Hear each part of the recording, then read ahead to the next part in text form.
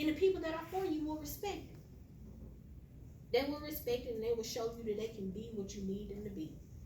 But I'm just learning, y'all, with just going throughout just all the conversations I've had over the time, it's just a dysfunctional people who don't even know how to get off the ride of dysfunction because we don't even really believe it exists. Because if it's always been normal, who's to say it's not? If it's always been normal for a woman not to be treated like a queen, oh, now why is such a big deal? Oh, your standard's too high. No. God, when he created me, I was worthy of this. It's just my family tainted my identity with their own share of foolishness. And when it gets tainted, you gotta tell yourself, it has nothing to do with me. But I gotta figure out how to get to where I'm supposed to be. And don't blame your mama, don't blame your daddy, don't blame them people. They was just doing what they were taught. And I tell my husband, I said, you can't be angry at people because you don't even really know how they got there. Why weren't they there? Was they daddy a bad father? Was their mama unemotional? Like, you can't really get mad at somebody without taking the time to know their history. Because you may learn their history and be heartbroken. And I've had that happen. My biological father, I always knew that man existed, but my sister's dad has always been a great man to me. And when I went to California to visit them when I went through my divorce, first thing my sister and brothers told me is they thought I was going to show up with my nose in the air because they had the benefit of being raised with my father, and I didn't. I was like, I just came down here to see y'all. I was divorced, I did get away. But when we started talking, and my sister was telling me that they had been homeless, hadn't lived in trucks, lived in cars, my daddy had been on drugs. Sometimes God is just sparing you. And if I would have showed up there with it just made me sad. If I would have showed up there with my nose up in the air, and my little sister and brother been living in cars, and I've been blessed enough, I ain't never had to live in a car. I ain't never been homeless. My mama always made sure we ate good. And sometimes you just have to get over yourself. Because just thinking about you, a lot of times you disregard what somebody else might be going through. And I thank God, I did not show up there like that. Because when she said, we been living in cars. We ain't always lived here. We been homeless. Daddy been on drugs. My sister's dad hadn't been on drugs, and he took us to the candy store all the time. That ain't a good life. We love candy necklaces and candy bracelets. That was our thing. But if I would have missed the blessing and him being there for me, because my biological father wasn't there, I would have went down there and jacked up a whole situation that God just sent me to just be there and be with my sister. My dad a good dude now. You know, when I was down there, my dad get up, cook breakfast, make sure I ate. Before he wake the kids up, be like, baby, come on in here, we gonna have our me time. Me and my dad sit at the table, we eat. Just like old times, you would have never thought that man wasn't in my life. Because it wasn't about what he didn't do. I'm here now, what we gonna do with it? And the whole time I was there, my daddy made me feel like a queen. I never had to open a door. I never had to feed my kids. None of that. He took care of it. And I would have missed that blessing if I would have went down there with the wrong mindset. Because he had his own family. I'm quite sure he was going through some things, the reason he was on drugs. And then had a wife who was right by his side and she's sleeping in the car too. And then my little sister and little brother, highly intelligent. When I tell you they are smart, highly intelligent. But they could have decided to be these, I ain't gonna be nothing, I did this. But my brother's in the military, biomedical engineer. And my sister, she was in the military. She's got out and she's pursuing respiratory therapist in Oklahoma. But if you don't allow your journey to make you a better person, you're gonna be a better person. You're either better or bitter. That's it. I had the privilege of talking to my ex-husband's wife. That woman drove me through the dirt. When I went through my divorce, that woman had that man back like she knew who he was. And when I tell y'all, I prayed for her because I had lived with him. I had lived with him. I know he was a 24/7 clown. I lived with him. Clown, you know what I mean? He was good at what he was good at. But he was who he was. And it was his daddy's fault, because his daddy was the same man. But when I went through that situation with her, I said I could choose to be mad, or I could pray for her, because I know it's coming. Not because I wanted her to go through what I went through, but I knew she was living with a man who didn't understand the importance of change. So if you're living with somebody who don't understand the importance of change, you're going to have the same fool in 20 years that you had 20 years ago. And it's not that he's just a bad person. He just can't see it. He can't see the thing that keeps him from being a much better person. So when she came to me and asked me for my forgiveness, baby, that was a long time ago. I gave you that a long time ago. Because what you gotta understand is forgiveness is for me. If I can't forgive you, I am bitter. And when I am bitter, I can't love. I can't pray for you. And the first thing came out of my mind when I found out they was going through stuff is I felt bad for her kids. Because my kids had to go through all of that. And you tell yourself, how can you have sympathy for a person who had it out for you? She was just doing, I don't know nothing about her. I don't know if she was insecure, he was providing what she needed. You know, she had her own story of why whatever he said and did felt so good to her. But I knew him. And I said, I knew the day was going to come that it was going to get hard for her. It was going to get real hard for her because everything is good when it's new. But when time set in and you like, so when we started talking, I realized she was living with the same man. She apologized to me. She said, I'm so sorry. She said, because I really thought that it was all you. And I said, you don't owe me no apology. I said, I knew who I was. I knew I needed to grow and change some things because we were young when I got married. But I knew that him being as prideful as he was the ultimate downfall. But you hear about pride in the Bible all the time. Say pride comes before destruction. And so I just told her, I said, you know what? I said, I forgive you. I forgave you a long time ago. I pray that y'all can work it out. I pray that you can get over this hump or whatever you need to. But just think about how differently it would have went. She wouldn't have been able to call me, text me, crying. I ain't never talked to you. I had never talked to her outside of a speak when she got my kids. But this woman called me crying about my ex-husband. And you know, I told some of my friends, they were like, girl, oh, child, no, I ain't that nice. And I was just like, you know what? When you give it to God and you honestly let it go, you know it. And I feel like God brings things full circle just for you to see your growth. When your husband can say something to you one time and you cussed him out, and he comes and say that same thing 5 months from now and you only cuss him out with one word instead of a whole lot, you like, oh, I done grew, I used one word instead of 50. Thank you. But you don't know you done grew unless you go full circle. You gotta see it again. You have to see it again. So when it comes again, just don't feel like you ain't did the right thing. Just be like, guys, this is just a test to see where I have grown. And when you tell yourself you grew, even if it's a little bit, and believe me, your friends watching, they can tell you, ooh girl, you wasn't there before Christ, Queen, when they just said what they said, you was there after Christ, Queen. Because people are watching. Even people that you don't know just be like, you know what? I seen the way they just talked to you. I like the way you handled yourself. You truly blessed me today because this, that, and the other. So y'all, you know, I tell myself all the time, if we gonna live this life, why not live it your best? Why not get everything God has for you? If it's meant for you to own a business, why not get it just because your credit ain't there? If it's meant for you to write a book, why not write it just because you ain't no English scholar?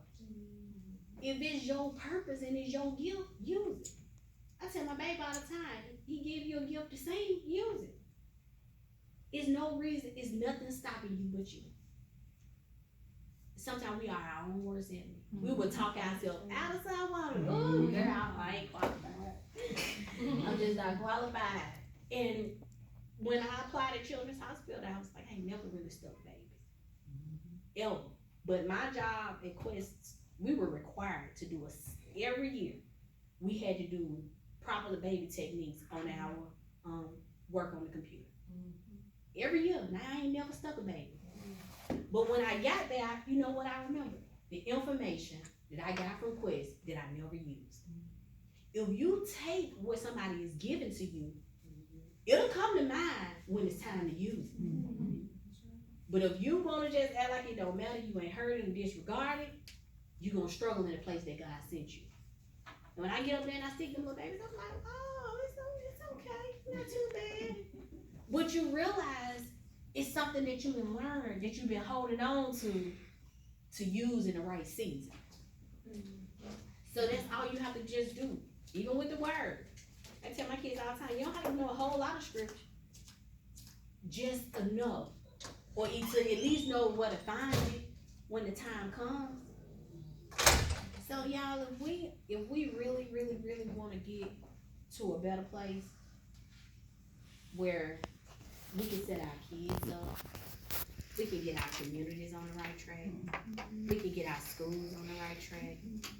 You know, they got you don't want to pray in the schools and all this, that, and the other, but just sometimes you just having a couple of kids in your space can shift a whole lot.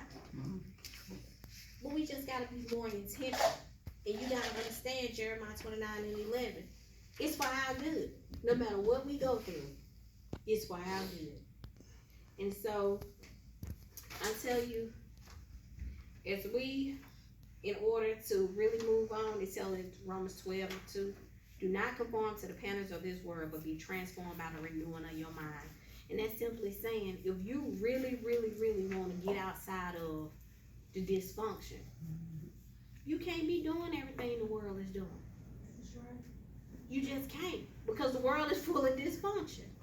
It's full of hurt. It's full of brokenness. It's full of confusion.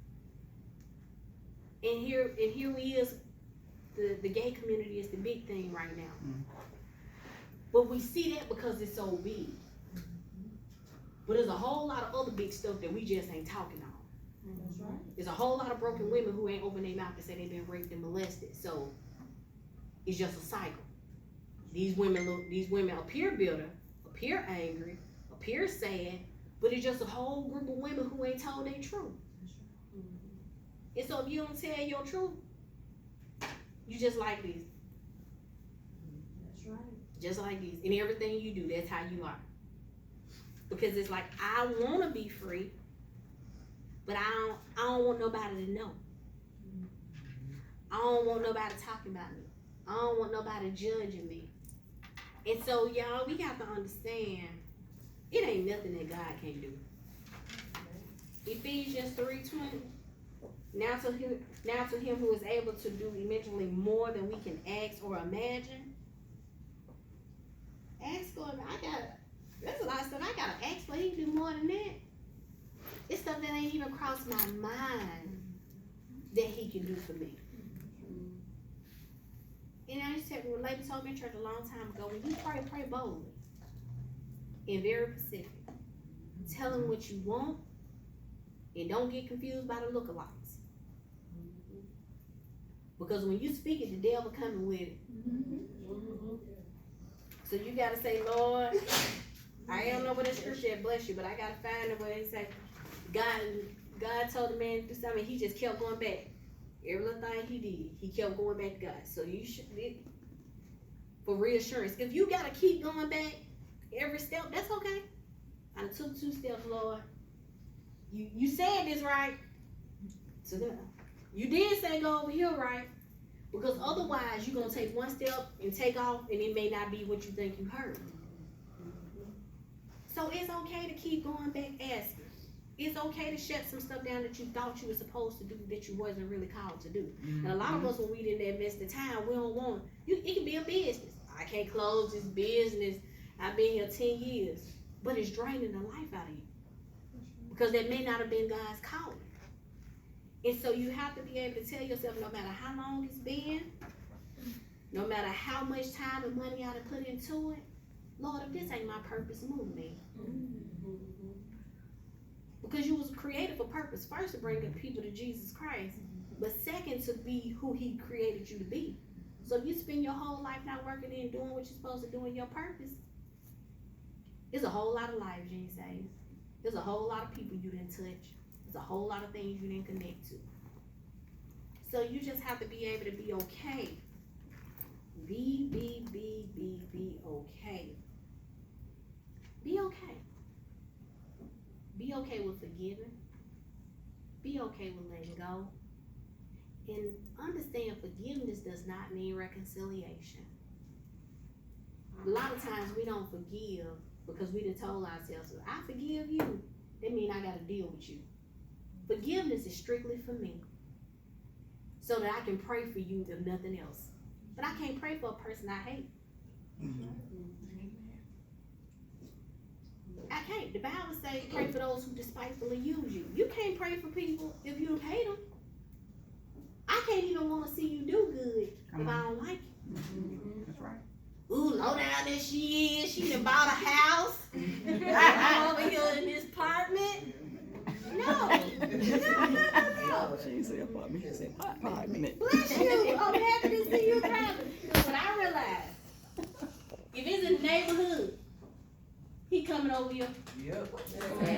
He coming over here, and I don't want it before my time. That's right. Because it may not be my time. If I get it now, I'll tear it up. I will tear it up. I use it analogy all the time. You put some antique furniture in somebody's house you want to that ain't ready. They gonna treat it like they got it from the thrift store. Because when we're not ready, we're not ready. But to whom much is given, much is required. You cannot expect God to do much and then you do little. That's right. And you can't get mad at the person who has much and you have little, because how you know how much she praying and fasting? How you know she ain't tithing and you not? We can debate that all day, but it's in the word. And we pick and choose what we want so that we can be comfortable and not do what we're supposed to. But you don't know why she has what she has. I think Mary had told you don't know what she going through. You don't know what she's going through behind closed doors. The reason God blessing her openly, because God said, I prepare a table before your enemies. You don't have to know what I'm going through for God to prepare a table before you. But you gotta know that whatever she got going on ain't none of your business. And whatever is for you is for you. And God, I need to figure out how to get what's for me. That's right. That's right. That's it. My pastor said all the time, you don't want to die and get to heaven and see everything God had for you when you can just have it right here. And I was like, you know what, that's something to think about. I probably got matches and everything up here. But you want it here. I want mine here. I want to enjoy it. I don't want to feel like I got to live a dirty life just to get what the people living a dirty life got. Yes. Because it's costing them sleep at night. That's right. It's costing them things with their children. And so y'all just gonna have to take the time to say, how do I get what's for me? And the very first thing to do, understand that it's some dysfunction. Understand that it's not normal to be mistreated. It's not normal to even think that it's okay. But somehow we tell ourselves, it's fine. It's fine. It don't have to be perfect. Imperfection don't mean nothing goes wrong, but you know when it's for you. And you know when it's not. You know when it's doing more damage than it's doing good. And so if you tell yourself, this day, I'm gonna do what I need to do for me, and I'm gonna let God do the rest. Just let him do the rest. You can only do what you can do. Let God do the rest. Give God everything else. Take your time and pray. Write your prayers down. And wait for him to answer, because he answers. He speaks. Quiet and meditation is so important. Just sitting quietly. You know, I know sometimes we be so busy, we don't hear nothing. And then when stuff happen, you be like, Jesus, I asked you. You didn't sit down long enough. Just for me to answer you. You asked and answered all at the same time by yourself. You really didn't need it. So just get to a place where when you ask him something, you sit down and you wait. And you trust that he gonna tell you. He gonna show you. My angel said he provide provision. And it may require fasting. First time I did a 4-day fast, I thought I was gonna die.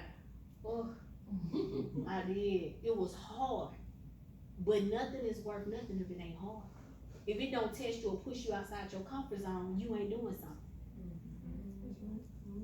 You know, it's like a person who ain't addicted to chocolate fasting from chocolate. Why? It ain't serving you no purpose. You can do that with a breeze. It's the thing that you want the most Right, that's right. when your test comes. So y'all, we just gotta get better, y'all. It's just when you look on social media and you see the suicide and you see the girls who don't give birth, and when I got my son telling me that girls are more forceful than boys, that's a problem, y'all. That is a real issue. To hear my son say, who's supposed to be excited that they forceful, he like, Mom, girls are ruthless. He was like, they are really aggressive. And you hearing it more and more and more. So at some point, we're gonna have to stop. We're gonna have to stop and say, what do I need to do different to benefit my daughter, benefit my niece, benefit the little girl in the community? I'm really excited about meeting the young lady that I'll meet Tuesday. Because just being in their presence, just showing that somebody is there to say, is somebody here to help you, is somebody here to impart something into you, and I hope and I pray it bless us both. So y'all, I'm gonna pray us out, but the scripture that I decided to use for the conference, Luke 1:45, blessed is she who has believed the Lord will fulfill his promises to her. I think that is very key for this function. Because in order to truly allow God to do what he gonna do, you gotta believe. But you can't believe it when you got all this other stuff